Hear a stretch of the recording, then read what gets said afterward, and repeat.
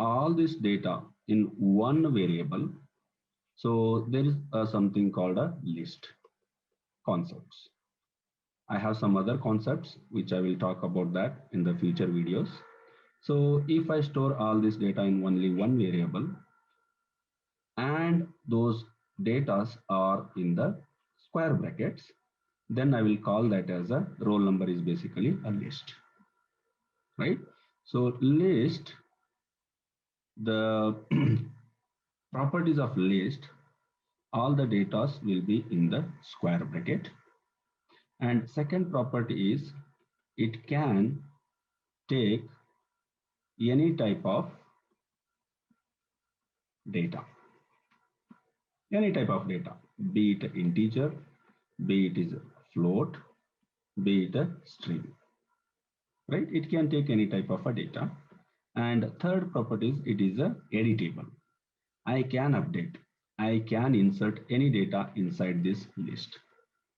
And in technical term, we call it as a mutable. So list can be mutable. That is simply nothing but editable, right? So these are the three properties of a list. Let's say that, let's see how we can create a list, how we can store the data, and how we can manipulate the data, right? So I can simply call it as some kind of a container, right? So this looks like a container where I can store multiple data and any type of a data, right? Let's see how we can create a list and store the data. All right. Say, as I said, it's a square bracket. So as of now, L is a variable. As soon as I execute this, and if I see what is inside the list, it will give me empty list. Right now, I do not have any data here. All right. So later I can append some data. I can add some data because it is editable. All right. And if I have a parenthesis, and parenthesis, I will not be able to do anything inside the parenthesis. It is not editable. And there is a different concept altogether. I will talk about that. So if I have a parenthesis and if I want to convert that into a list, yes, I can convert that one. So I will just say list, list list and this parenthesis. And if I print that again, it looks like a list only. All right. So that is basically what we have discussed. It is basically square bracket. Now I can add some data here. A is one, data B and C. I will store all these three data inside only one variable. And if I print that, it is basically a list now. And here you can see that A is a string, 6 is an integer, 3.6 is basically a float. And I'm assigning all this data to a variable called L, and which will be converted into a list of data, right? So this is basically a list.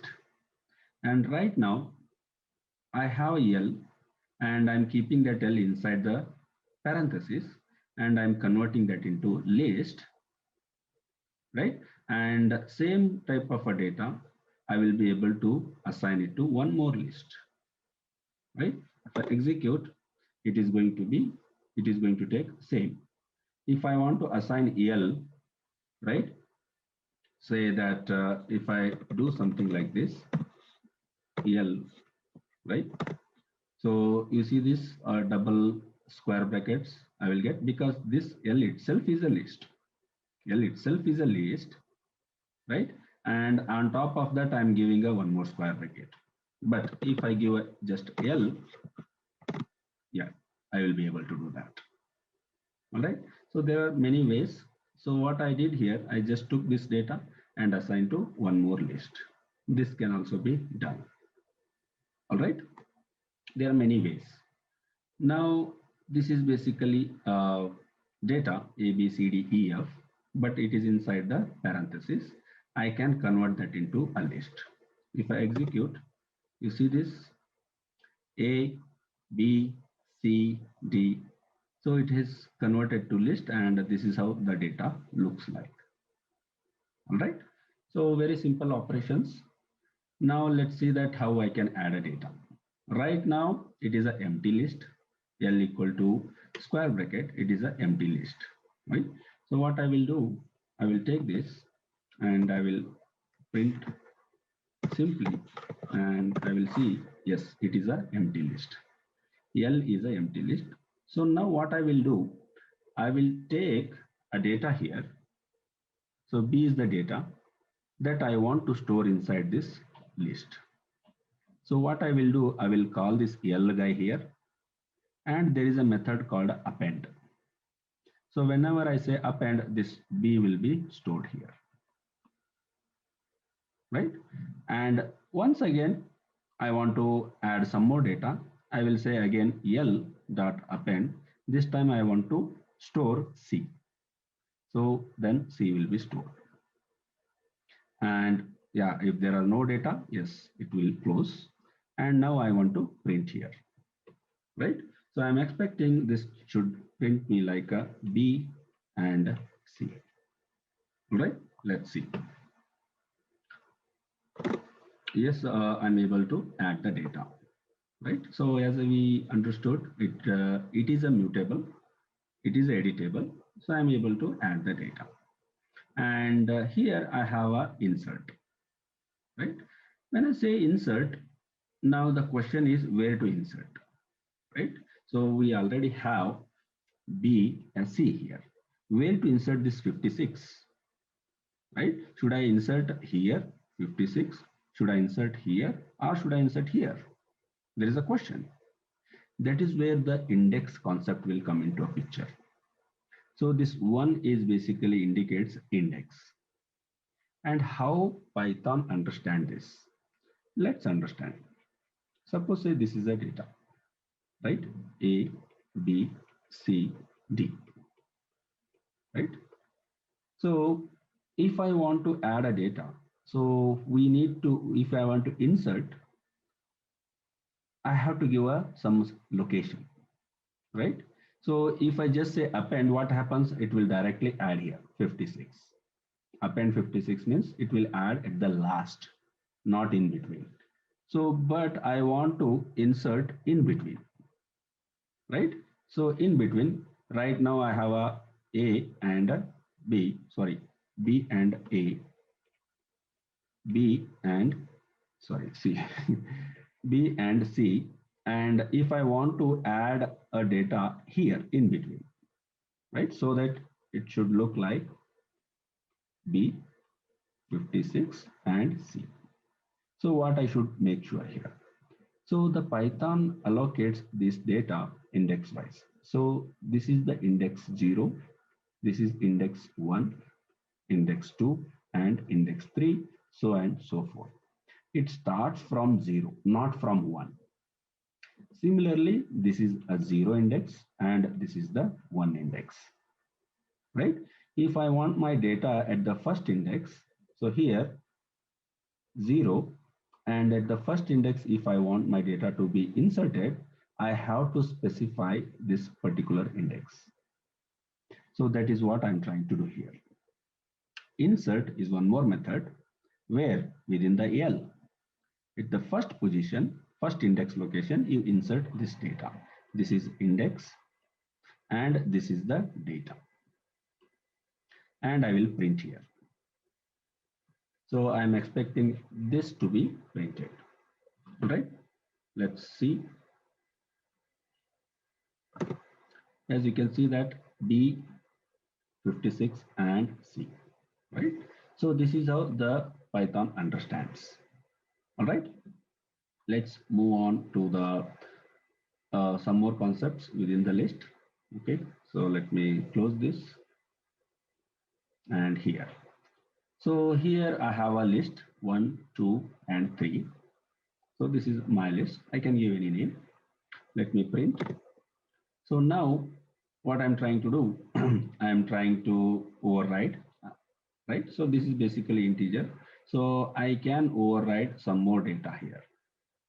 I can change a data and assign to the same variable but this original data will go. Right here I'm saying a string, a integer, a float, and again a string. Yes, I will be able to store that, right? So now there is a function called a length, right? Length, L-E-N-G-T-H. So in short, I can call it as a L-E-N. Length is a function, L-E-N is a function. So whenever I want to understand how many data I have in the list, suppose a roll number, right? Roll number, so will be for each student, we assign a roll number in a college or a school, and there will be multiple, or I would say so many roll numbers. It depends upon the number of students, right? All the roll numbers are unique. So now if I want to understand how many data inside this particular list, right? I have so many data and I don't know how many data inside, how many roll numbers inside, right? So I don't need to open this and count 1, 2, 3, 4, 5. So what I can do, I will use a function inside the Python, which is called a length, and I will give the list name. So here I have a data here, right? So I can just give this list and say length. So here my underscore list. So that is what I'm trying to do here, my list, and I'm using a length function. This will count how many data inside. So this is the first data, second, and third, and 4 data points we have, right? I'm not talking about the index here. I'm counting the number of elements, number of data. So it will see wherever there is a comma, it will start counting 1, 2, 3, 4, 5, however it is, depending upon the number of data, and it will count and give me the count. Length will give a count of your data, be it duplicate or anything, it doesn't matter. So if I execute this, it will give me a 4 because it has 4 data, 1, 2, 3, and 4. All right, that is the function of this len. Let's move on. So again, here I have some data. One is 1, a 2, a 3, a 4, a 5, right? So it can take, as we discussed, it can take any type of data. I'm assigning this all the data to this list, and I want to grab a element here. This is interesting. Suppose say I want to fetch this data. So I cannot say my list 1 or something like that. So what I should do, I should give the index name, index numbers. So what is the index for 0? Index for 0 is 1, sorry, 0 and a 1, a 2 and a 3, and this is for a 4, right? I have to give the index number. So then only Python will understand whatever the data available at this index, that data will be fetched. How I can write? My list, and in the square bracket, I should give the index number. So what is the index for 1? It's 0, right? So it will go and find this location and get this data, right? Let's execute. Yes, I will be able to import this data. So now if I want to fetch a data from particular position, say that here I'm giving a 1. So it means that it will start from this guy because this is a 0. It starts from this, okay? And here I have a colon. So whenever I give a colon, it is a range. Basically, I'm passing some range, that many data I need. So what I'm saying here, you start from 1 and end at this number, whatever number I give. So, but right now I'm not giving any number here. I just left empty. If I leave it empty, it means that I want all the data starting from 1, right? So it will start fetching from 2 to this 4, 5. This data I will be able to get when I execute this. All right. So that's how I can choose my data selection, and I can fetch it. All right. Let's execute. As I said, I start from true up to last. But you have a situation, you want to fetch the data from starting up to certain point. So here it is 0, 1, 2, 3, and 4. So here the starting position, this is the starting, and ends at 3. Right? Ends at 3, this is the 3. But what Python understand, it will say that, so I'm not going to fetch the end point. So here is the end point, end index. It says that I am not going to fetch this end point, end index data. I will just fetch you just before that index. So it means that up to 2. The end point will not be included, that is excluded, right? Suppose I can write a starting index colon and ending index. So the starting will be included and end will be excluded,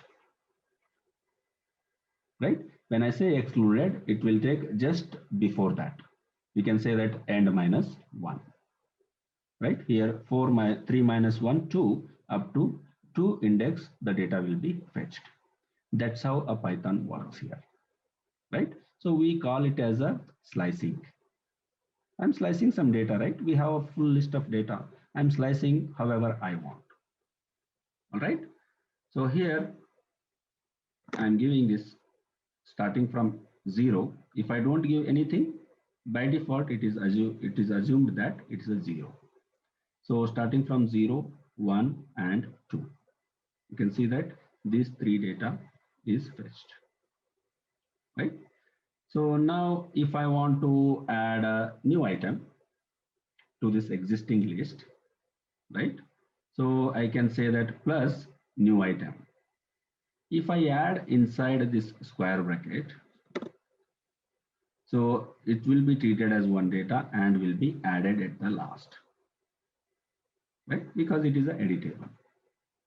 And if I want to see what happened to this data will remain same because we have not changed anything. We have not altered the existing list. We just added and printed here. We have not stored anywhere, right? That is the reason my original list will remain same. All right. If you want to update this, yes, you can append this new item to this my list, and finally it is going to be this one and it will retain for longer until you change it, right? So my original data doesn't change. Now what I'm going to do, I'm going to store a new data, whichever I'm going to add permanently. So I will give original list plus a new data here, and both the data I am storing in the same name, right? Same name. So in that case, if I print that, I will be able to store that permanently. All right. So that's how it works. You have to assign to the variable, and here I'm giving the same variable. So that is one of the way that you can update, right? So now if I want to double it down, same data, I want to double it down. So what I will do, multiply by 2. If I execute, you see this one time it is printed and one more time it is printed because I have multiplied it, right? And if I check the original data, again, it is going to be the original data. Here I have not updated into my original list. If I want to update, yes, you can give my list equals to the same thing, just like here. All right. So those are some of the methods within the list. Let's move on. And here we'll see some more concepts. This one we have seen, this we are aware now.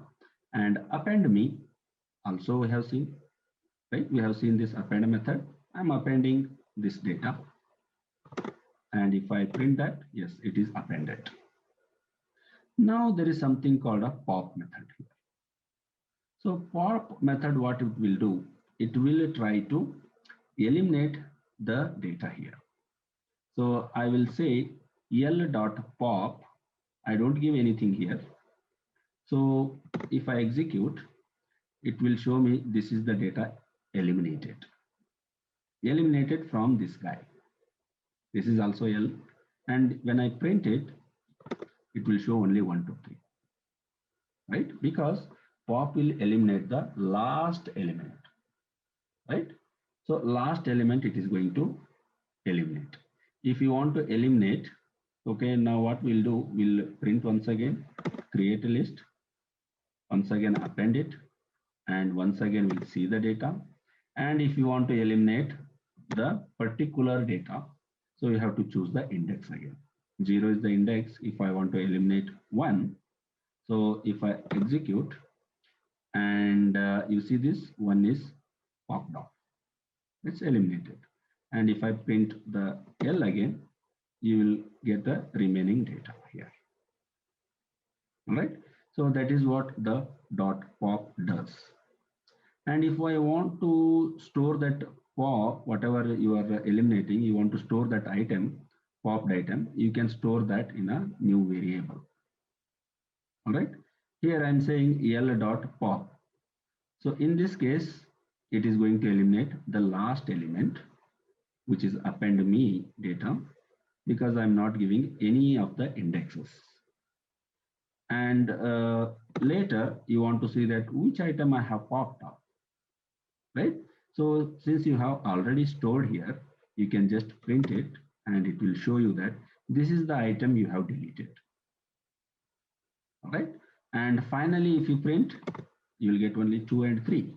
First time we eliminated the very first data, which is index 0. And later we have eliminated append me and we left with only 2 and 3. All right. So fine, that is one of the method. And here I will see, we will see some more methods here. AEXBC, some random data I have assigned to this list. Let's execute. And if I print, yes, I'm able to print the same data. Now there is a method called a reverse. As you know, the name itself says it's a reverse. So it's not hard to understand. I just reversed it. And if I print that, you see that all the data is reversed, CBXEA, right? And if you want to sort it, yes, again, it's a name itself says a sort. I will say dot sort, my list dot sort. And if I print that, you can see that A, B, C, E, X. It's a sorted, right? So these are some of the methods in the list. Now let's understand. So a nesting lists, a list inside the list. So now I have 3 lists here, list 1, list 2, and list 3. I am taking all those lists and assigning it to one matrix, but that is also inside the list only. You see this extra brackets, right? First of all, it is having a list, that is again inside the list. So if I have such type of assignment, so it will show like a one extra bracket here, list and a list. Within that, we have all these 3 lists. All right. Now, if I want to access the data now, slice the data, how it is going to work? So first I'm selecting this list here and I am giving a 1 and I'm giving a 2 here. What does this indicate?